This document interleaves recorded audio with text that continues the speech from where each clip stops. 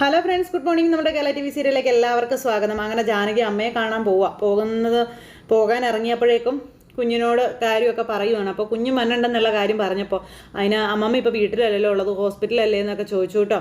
പൊന്നുവിന് കുറച്ച് ദിവസം കഴിഞ്ഞിട്ട് പോവാട്ടോ എന്നൊക്കെ ജാനകി പറഞ്ഞു. അപ്പോൾ ശരിയെന്ന് പൊന്നു സമ്മതിച്ചു. അങ്ങനെ അവർ തമ്മിൽ സംസാരിക്കാം. പക്ഷേ അമ്മാമ്മയ്ക്കൊപ്പം താമസിക്കാൻ പറ്റില്ല, അമ്മാമ്മയെ കണ്ടിട്ട് നമുക്ക് തിരിച്ചു വരേണ്ടി വരും, അമ്മാമ്മയുടെ ചികിത്സയൊക്കെ നടക്കുകയല്ലേ എന്നൊക്കെ പൊന്നുവിനോട് ജാനകി ഇങ്ങനെ പറഞ്ഞു. അപ്പോൾ എന്നും പറഞ്ഞ് ഇങ്ങനെ മോളി കേൾക്കുക. പിന്നെ മഞ്ജു അതെ മോളുടെ കാര്യം നോക്കിക്കോളണം കേട്ടോ എന്നൊക്കെ പറഞ്ഞു.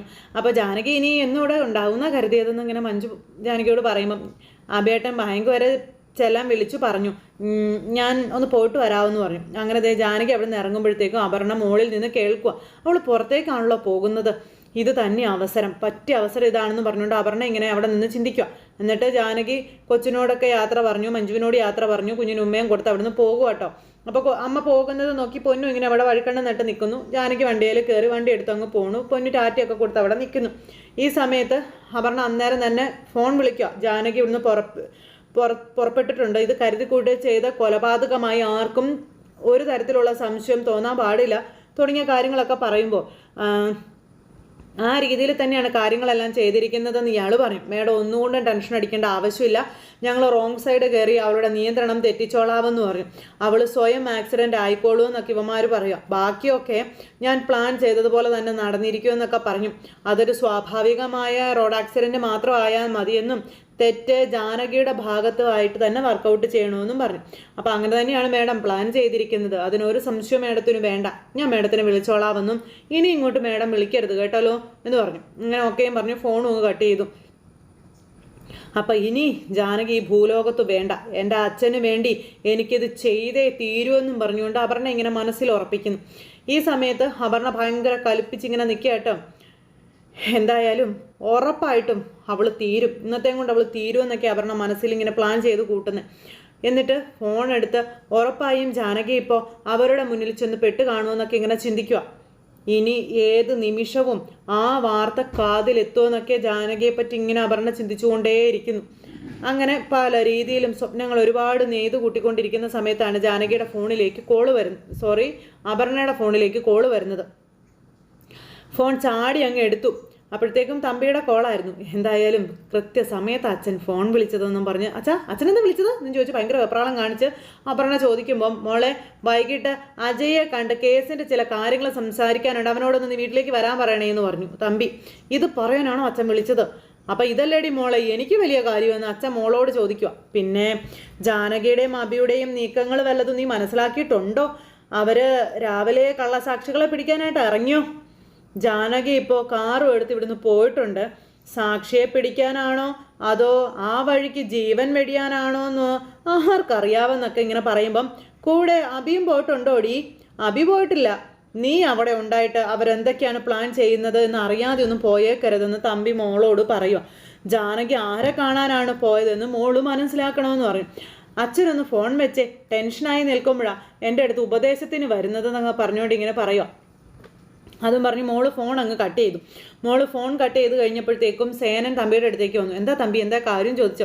അപ്പോൾ ജാനകി കാറും എടുത്ത് പുറത്തു പോയെന്നാണ് അപർണ പറയുന്നത്. പക്ഷെ അബി കൂടെ പോയിട്ടില്ല. അപ്പോൾ ഇത് തന്നെയല്ലേ നല്ല അവസരം, രണ്ടിനെയും ഒന്നിച്ച് കയ്യിൽ കിട്ടാൻ കാത്തിരുന്നാലേ നടക്കണമെന്നില്ല എന്ന കാര്യം സേനൻ പറയുക. നമുക്ക് വേണ്ടത് ജാനകിയെ തീർത്ത് കളയുക എന്നുള്ളതാണെന്ന് പറയുമ്പോൾ തമ്പി ഇങ്ങനെ നിന്ന് ആലോചിക്കുക. തമ്പിക്ക് എന്തൊക്കെയോ ഉള്ളിലൊരു വിഷമം പോലെയുണ്ട്. പക്ഷെ പുറത്ത് സേനം പറയുന്നത് കേൾക്കുമ്പോൾ ഇവളെ കൊല്ലണം എന്നുള്ളൊരിതുമുണ്ട്. അവളില്ലാതായാലേ തമ്പി തനിക്കൊരു നിലനിൽപ്പുള്ളൂ എന്നൊക്കെ സേനൻ ഇങ്ങനെ പറഞ്ഞു കേട്ടോ. അപ്പോഴേക്കും ഈ ഗുണ്ടകൾ അവിടെ നമ്മുടെ ജാനകിയെ വെയിറ്റ് ചെയ്ത് നിൽക്കുന്നു. ജാനകി വരുന്നത് നോക്കി ഉമാർ വഴി സൈഡിൽ ഇങ്ങനെ നിൽക്കും. അപ്പോഴാണ് ജാനകിയുടെ വണ്ടി അതിലെ പോകുന്ന ഉമാർ കാണുന്നത്.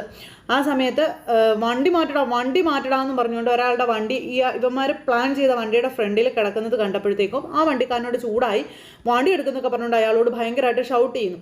അപ്പോൾ ഈ വഴിക്കല്ലാതെ ജാനകിക്ക് പോകാൻ വേറെ വഴിയൊന്നുമില്ല, ടൗണിൽ പോകണമെങ്കിൽ ഈ വഴിയിലൂടെ തന്നെയാണ് ജാനകി പോകുന്നത്. സംഭവം കഴിഞ്ഞാൽ ഫോൺ സ്വിച്ച് ഓഫ് ചെയ്ത് അവർ മുങ്ങിയതായിരിക്കും. അപർണ അങ്ങനെ ഒരുപാട് മനക്കോട്ടങ്ങൾ കേട്ടുവാ. അങ്ങോട്ട് വിളിക്കരുതെന്നാണ് അവൻ എന്നോട് പറഞ്ഞിരിക്കുന്നത്.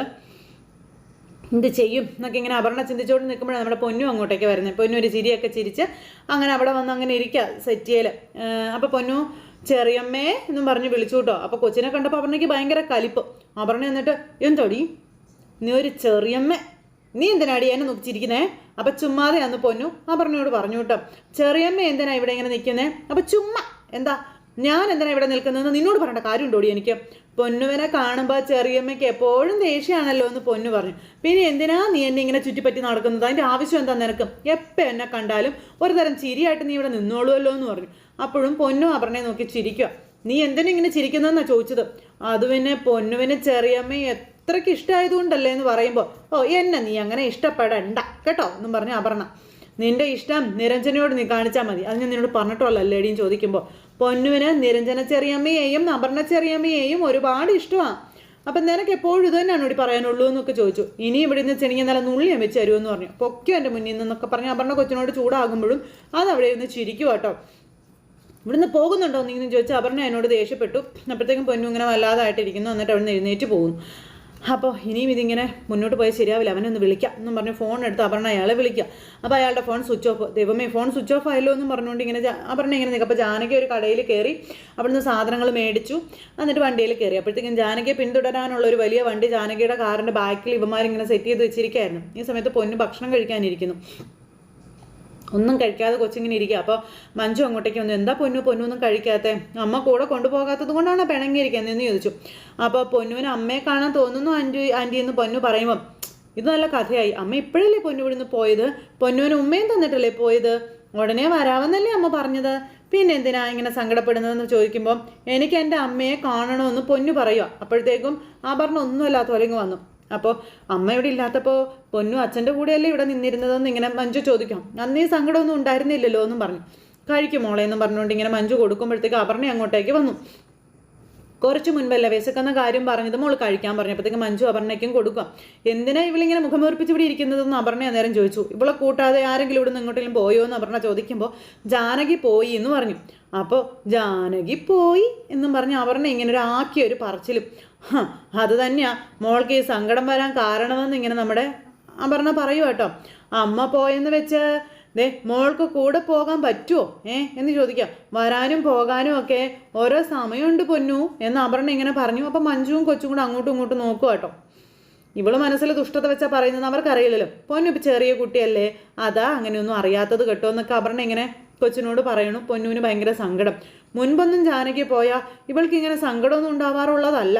ഇതെന്ത് പറ്റിയതെന്നൊന്നും മനസ്സിലാവുന്നില്ല എന്നിങ്ങനെ പൊന്നുവിനെ പറ്റി മഞ്ജു പറയുമ്പോൾ നമുക്കറിയില്ലെങ്കിലും ഇവൾക്കത് മനസ്സിലാവാതിരിക്കുമോ എന്നിങ്ങനെ അപർണ ചോദിക്കാം. മഞ്ജു അന്നേരം എന്ന് ചിരിച്ചു.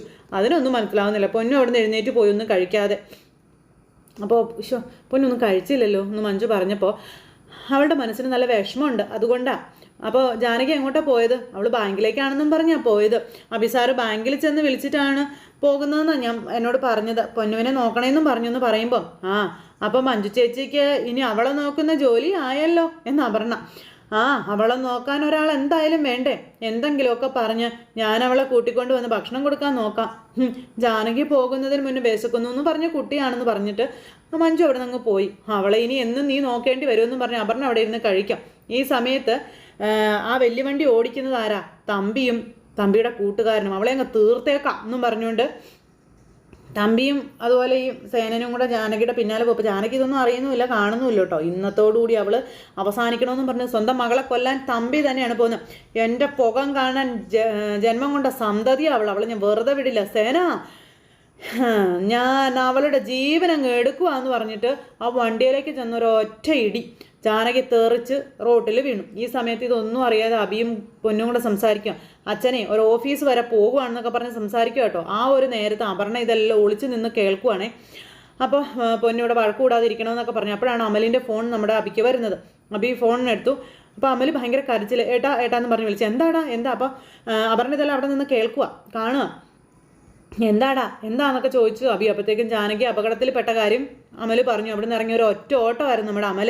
ആ സമയത്ത് അപർണ ഒന്നും അറിയാത്തതുപോലെ പൊന്നുവിൻ്റെ അടുത്തേക്ക് വന്നു. അച്ഛൻ എവിടെ പോയതാ മോളെ എന്നും ചോദിച്ചു. അപ്പോൾ അച്ഛൻ ഓഫീസിൽ പോയതാണെന്നാണ് പറഞ്ഞതെന്നും പറഞ്ഞിങ്ങനെ അവിടെ നിന്ന് അങ്ങ് പോവുക, കൊച്ചങ്ങ് പോയി. ഈ സമയത്ത് അമലാണെങ്കിൽ പറന്ന് അങ്ങോട്ടേക്ക് പോവുക. അപ്പോൾ തന്നെ അപർണ ഫോൺ എടുത്ത് അമലിനെ വിളിച്ചു. എടുത്തപ്പോഴത്തേക്കും എടി നിനക്കിനി എന്താടി അറിയേണ്ടതെന്ന് ചോദിച്ചുകൊണ്ട് ദേഷ്യപ്പെടും അമലിനോട്. അപ്പോൾ നിന്റെ അഭിയേട്ടൻ ഒരു കോള് വന്നതും ഇവിടുന്ന് ഇറങ്ങി ഒരു ഒറ്റ ഓട്ടോ ഓടുന്നത് കണ്ടല്ലോ, ആരോടും ഒന്നും പറഞ്ഞില്ല, അതെന്താണെന്ന് അറിയാനാണ് നിന്നെ വിളിച്ചത്, അതെന്തിനാണെന്ന് നിനക്കറിയില്ലേ? അറിയില്ലേടി എന്ന് ചോദിച്ചുകൊണ്ട് ഇങ്ങനെ ദേഷ്യപ്പെടുമ്പോൾ നീ എന്തിനാണ് എന്നോട് തട്ടിക്കയറുന്നേ? നിനക്ക് എന്തെങ്കിലും ആപത്ത് പറ്റുമോ എന്ന് അറിയാനാണ് ഞാൻ വിളിച്ചത്. നിന്റെ അഭിനയമൊക്കെ നന്നായിട്ടുണ്ടടി.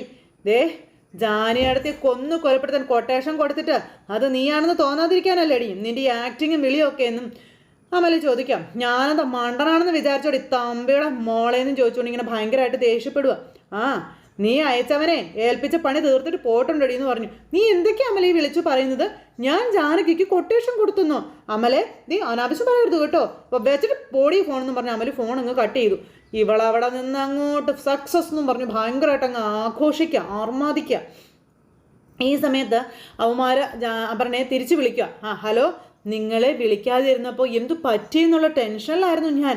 എന്തായാലും നിങ്ങൾ പണി പറ്റിച്ചല്ലോ, സമ്മതിച്ചിരിക്കുന്നു എന്നൊക്കെ അപർണ പറഞ്ഞു. അപ്പോൾ സോറി മാഡം, എനിക്കതിന് കഴിഞ്ഞില്ലെന്ന് ഇവന്മാർ അപർണയോട് പറയുവാണ്. ആ സമയത്ത് അന്തം വിട്ട് നിൽക്കും അപർണ. അവൾ രക്ഷപ്പെട്ടു പോയെന്ന കാര്യം പറയുമ്പം എന്താണോ ഈ പറയുന്നതെന്ന് അപർണ ചോദിച്ചു. പിന്നെ നിങ്ങൾ പിന്നെ അവിടെ എന്തെടുക്കായിരുന്നു, നിങ്ങളിത് ചെയ്തില്ലേ എന്നൊക്കെ ചോദിക്കുക. അവളുടെ കാറിന് പിന്നാലെ എൻ്റെ ആൾക്കാരുണ്ടായിരുന്നതാണെന്നും പക്ഷേ സാധിച്ചില്ല എന്നും പറയുക. പിന്നെ നടന്ന കാര്യമൊക്കെ പറഞ്ഞു. അപ്പോൾ അടുത്ത തവണ മേഡം എന്നോട് പറഞ്ഞാൽ മതി എന്ന് പറഞ്ഞു. എടോ താൻ അവളിത് ഇപ്പോൾ ആക്സിഡൻ്റ് ആയിട്ടുണ്ടോ, ഇനി നിങ്ങളൊന്നും ചെയ്യണ്ട, അവളുടെ വഴിക്ക് പോട്ടെ എന്നും പറഞ്ഞുകൊണ്ട് അപർണ എങ്ങനെ പറയാം. അപ്പം ഞാൻ പ്ലാൻ ചെയ്ത സമയം തന്നെ ജാനകിയുടെ ജീവനെടുക്കാൻ മറ്റൊരാളും പദ്ധതി ഇട്ടിരിക്കുന്നു. ആരായിരിക്കും അത്? അതിന് അച്ഛനായിരിക്കോ? അല്ലാതെ വരാൻ വേറെ വഴിയൊന്നുമില്ല എന്നും പറഞ്ഞുകൊണ്ട് ഇങ്ങനെ അവിടെ നമ്മുടെ അപർണ എന്തൊക്കെയോ തല പുകഞ്ഞാലോചിച്ച് ഇങ്ങനെ നിൽക്കുന്നു. പിന്നെ കാണിക്കുന്നത് ജാനകി ഇങ്ങനെ ഇവിടെ ഹോസ്പിറ്റലിൽ ICUവിൽ കിടക്കുന്നു. അഭി ഓടിയെത്തുന്നു. അങ്ങനെ ഒരു സിറ്റുവേഷനിലാണ്. അപ്പോൾ എല്ലാവരും കാത്തിരുന്ന് കാണണോട്ടെ. എല്ലാവർക്കും നല്ലൊരു ദിവസം ആശംസിക്കുകയാണ്. ഇനി അടുത്തത് എന്ത്? ഈ ഒരു വാശി തീർക്കാൻ വേണ്ടി ഇനി അപർണയോട് ഒരു പക്ഷേ അമൽ സത്യങ്ങളെല്ലാം വിളിച്ചു പറയുമെന്നും അറിയില്ല. അപ്പോൾ എല്ലാവരും കാത്തിരുന്ന് കാണണേ. എല്ലാവർക്കും നല്ലൊരു ദിവസം ആശംസിക്കുന്നു. വീണ്ടും കാണുന്നത് വരെ എല്ലാവർക്കും tata, see you again, take care, bye bye, നന്ദി.